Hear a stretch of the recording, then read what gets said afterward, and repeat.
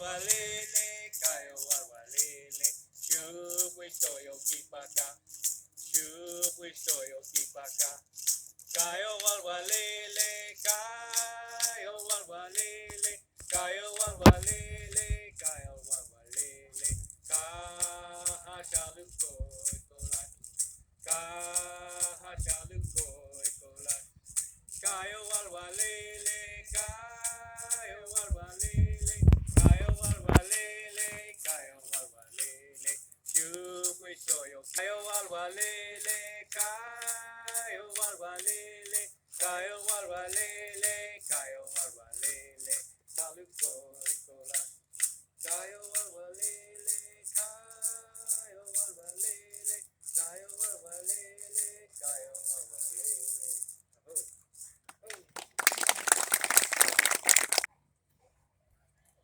If my father was alive and he was here tonight, out of respect to him, I would ask him which story he would want to hear. And this is a story that he would ask.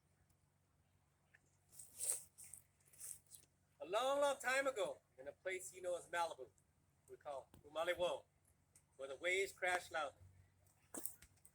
The people of the village awoke from their homes, their ops, those dome-shaped things that I said before. It was a time of the year where the sun should be shining brightly, but there was no sun. The only light came from the fires in the circles of the village. Well, they tried to go about the day's work. They wanted to go down the ocean and fish. The kids wanted to swim. But once they left the village, they couldn't see their hand in front of their face. They couldn't gather food. They couldn't practice their honey schools. They couldn't do anything. So they came back in the village and said till it was time to go to bed. They went into their ops in their homes. They went to sleep. And when they woke the next morning, the same thing happened. Still no sun, just total darkness. Well, this went on for 7 days. The people, no matter how much they prayed, still no sun. Some of the things that went bad, the food they had was becoming scarce. They tried to gather, but once they left the village, they couldn't see anything. So they're becoming worried. What's happened to the sun? So on the morning of that 7th day, the chiefs of the village, and we had different levels of chiefs. We had ceremonial chiefs, we had canoe maker chiefs, we had craftspeople that were chiefs, hunters that were chiefs, and we were matriarchal, so we had women chiefs. If you don't believe that, guys, ask your wife. So they sent in council all these chiefs, and they said, what are we going to do? The sun hasn't come to us for 7 days. And they came up with a few ideas, and they finally agreed on one. They said, let's get together about a dozen of our best warriors and send them out and see if they can bring back the sun to the Chumash people. So they all agreed. So like I say, men and women chiefs, men and women warriors. Some of these warriors were great craftspeople, some of them were canoe makers, some were hunters, and they were male and female. So they said goodbye to their families. They hugged and kissed goodbye, and they disappeared from the village and into the darkness. Well, an 8th day, the 9th day, still no sun. No matter how much they prayed, there was still no sun coming back to the people.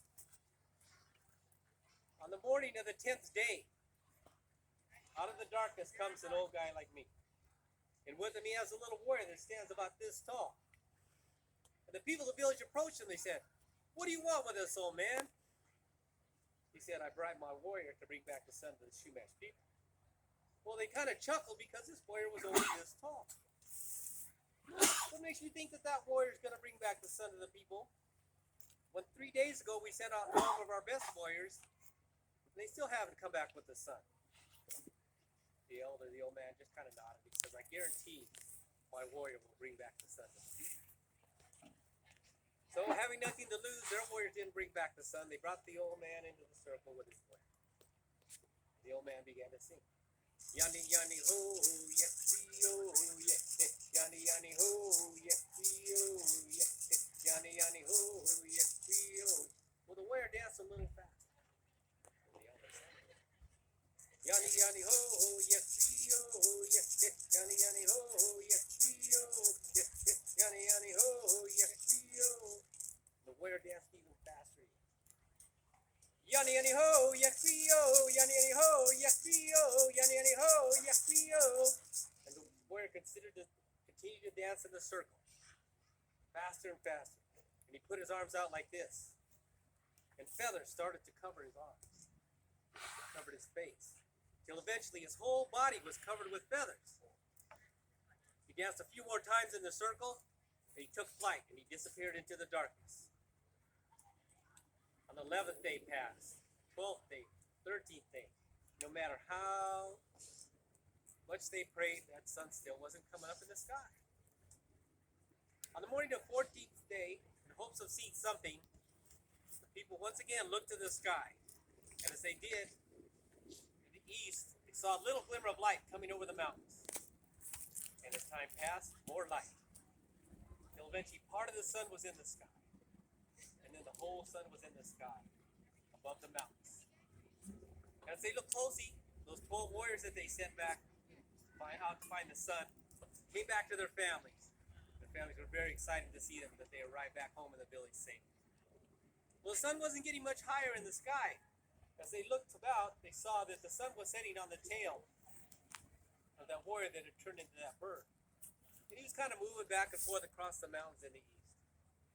Till eventually he dropped the sun in the sky, and he flew back down into the village. And the people had many, many questions for him, and he couldn't answer them fast enough. They had so many questions. So finally he said, well, what, did the sun give you any messages? Did he tell you anything? The warrior just kind of said yes. And they go, well, what did he say? He said, first he said two things. Never take anything for granted, because you never know when that sun's going to come in the sky. But what was the second thing? He said, well, just because someone is small in stature and size does not determine his strength, because his strength comes from within. And more questions come flying at him, and he didn't feel like answering him anymore. So he turned around and he showed him this beautiful red tail feather. He said, where the sun shone so brightly, he left my tail feathers this beautiful, beautiful red. He said, and he showed him this little black mark across those red feathers. That's where the sun actually touched my tail. And that's the day that the red-tailed hawk came to be, and he brought back the sun to the Chumash people. Oh. Sing the song, Dancing Hilly, Red Hawk.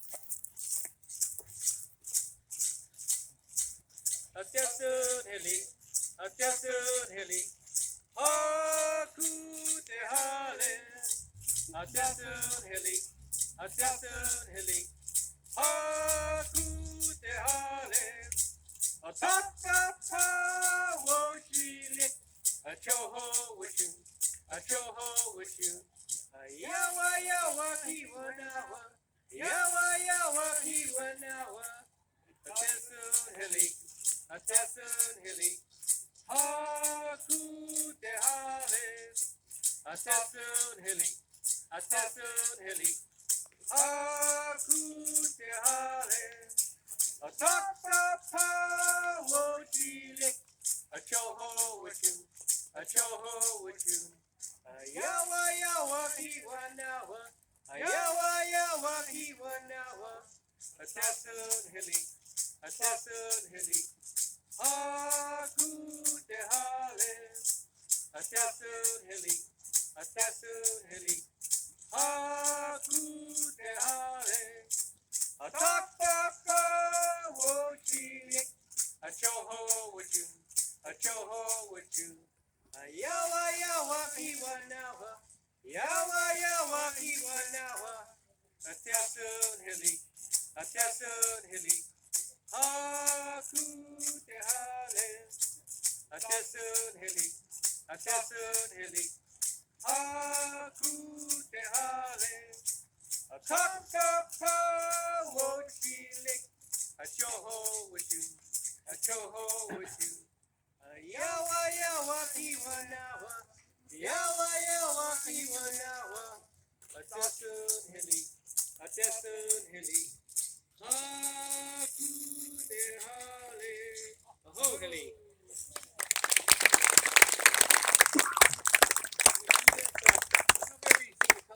Sometimes they'll kind of spread their wings, just kind of float in the air there, you know, to send themselves out. Some people believe that those hawks are giving you their blessings, but they're really just looking for a mouse or a rabbit.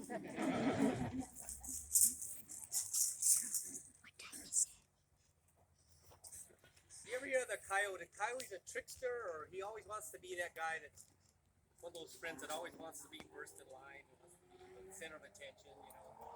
And coyote, he just, you know, whenever something's a bass, goes, oh, pick me, pick me, pick me. And so when the creator was making the two-leg, he was taking different parts from different animals, you know. And he was creating them until he got to one last thing, you know. Well, yes, he said, well, how about the ears? And the coyote says, oh, pick me, pick me. The creator didn't want these people having floppy ears. You know, different things. And he goes, he says, oh, how about my tail? He goes, no, the two-legged, they don't need a tail anymore. And then finally, it came down to the last thing that the two-legged need. They needed hands. Okay? Once again, the coyote, oh, pick me, take my hand. Well, coyotes don't have any tongue.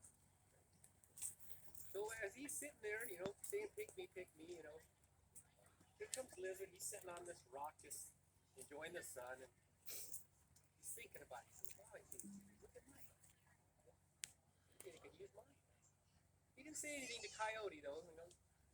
So the creators, because the Coyote only wanted to be first in line, but the creator didn't want him to have it because the Coyote didn't have any thumbs.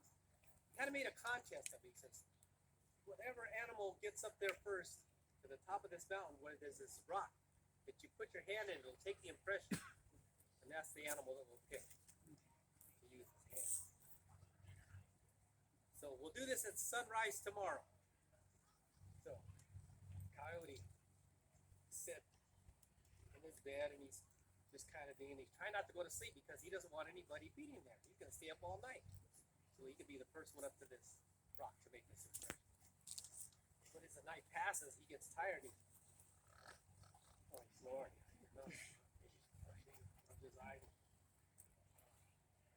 He sees something fall asleep again. He's waking up. Finally, he falls fast asleep. And Lizard sees this. So Lizard's kind of making his journey up when sun rises, you know. And the sun's been in the sky for a while. Coyote wakes up and goes, whoa. What happened? How long's the sun been? Well, I gotta get to the top of that mountain. So Lizard's kind of just taking his jaunt, real kind of, you know, half fast, half slow, you know.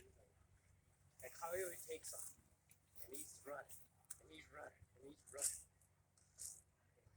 gaining on the Lizard. And the Lizard sees him. So the Lizard, okay, he's starting to run faster and faster too. But the Coyote has longer legs. And he's faster than that Lizard. But there's too much space in between him and that Lizard, and the Lizard gets there right before him, puts in the hand and his impression of his hand into that. And that's why we have hands like this.